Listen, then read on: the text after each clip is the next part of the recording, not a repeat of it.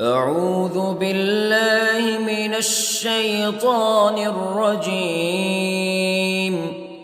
بسم الله الرحمن الرحيم.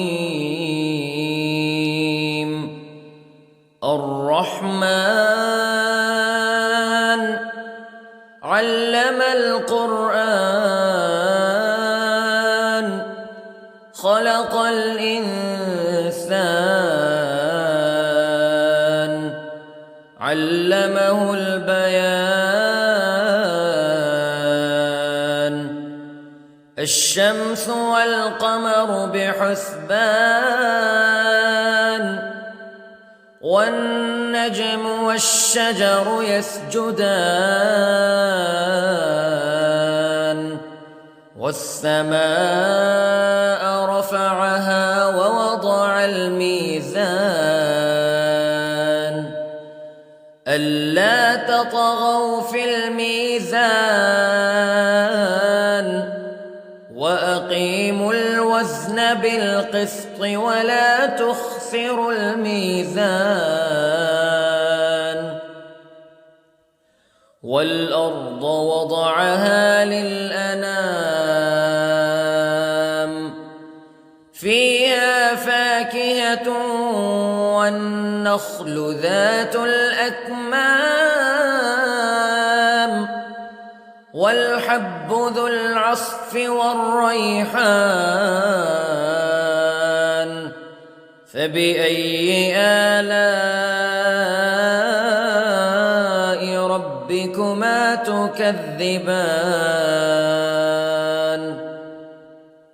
خلق الإنسان من صلصال كالفخار وخلق الجان من مارج من نار فبأي آلاء ربكما تكذبان. رب المشرقين ورب المغربين فبأي آلاء ربكما تكذبان. مرج البحرين يلتقيان بينهما برزخ لا يبغيان فبأي آلاء ربكما تكذبان. يخرج منهما اللؤلؤ والمرجان فبأي آلاء ربكما تكذبان. وله الجوار المنشآت في البحر كالأعلام فبأي آلاء ربكما تكذبان. كل من عليها فان ويبقى وجه ربك ذو الجلال والإكرام فبأي آلاء ربكما تكذبان.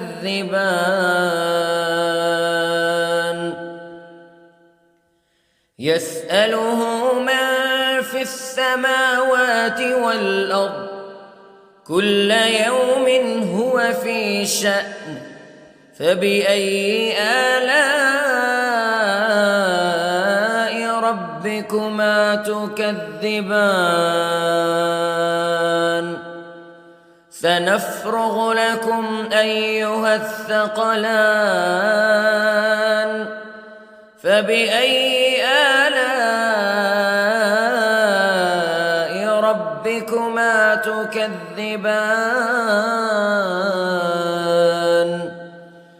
يا معشر الجن والإنس استطعتم أن تنفذوا من أقطار السماوات والأرض فانفذوا لا تنفذون إلا بسلطان فبأي آلاء ربكما تكذبان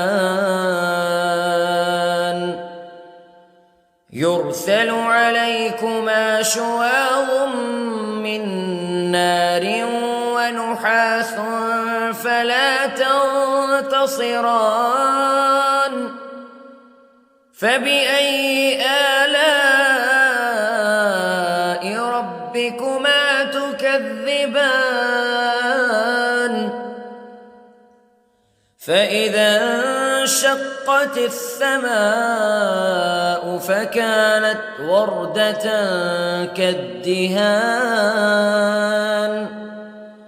فبأي آلاء ربكما تكذبان فيومئذ لا يسأل عن ذنبه إنس ولا جان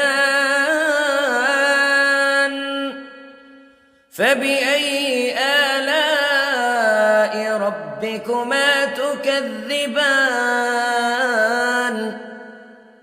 يعرف المجرمون بسيماهم فيؤخذ بالنواصي والأقدام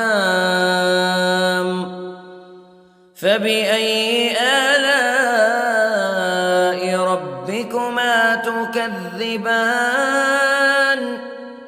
هذه جهنم التي يكذب بها المجرمون يطوفون بينها وبين حميم آن فبأي آلاء ربكما تكذبان ولمن خاف مقام ربه جنتان فبأي آلاء ربكما تكذبان ذواتا أفنان فبأي آلاء ربكما تكذبان فيهما عينان تجريان فبأي آلاء ربكما تكذبان فيهما من كل فاكهة زوجان فبأي آلاء ربكما تكذبان متكئين على فرش بطائنها من استبرق وجنى الجنتين دان فبأي آلاء ربكما تكذبان فيهن قاصرات الطرف لم يطمثهن إنس قبلهم ولا جان فبأي آلاء ربكما تكذبان كأنهن الياقوت والمرجان فبأي آلاء ربكما تكذبان هل جزاء الإحسان إلا الإحسان فبأي آلاء ربكما تكذبان ومن دونهما جنتان فبأي آلاء ربكما تكذبان مدهامتان فبأي آلاء ربكما تكذبان فيهما عينان نضاختان فبأي آلاء ربكما تكذبان فيهما فاكهة ونخل ورمان فبأي آلاء ربكما تكذبان فيهن خيرات حسان فبأي آلاء ربكما تكذبان حور مقصورات في الخيام فبأي آلاء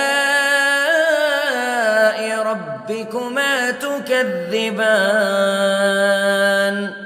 لم يطمثهن إنس قبلهم ولا جان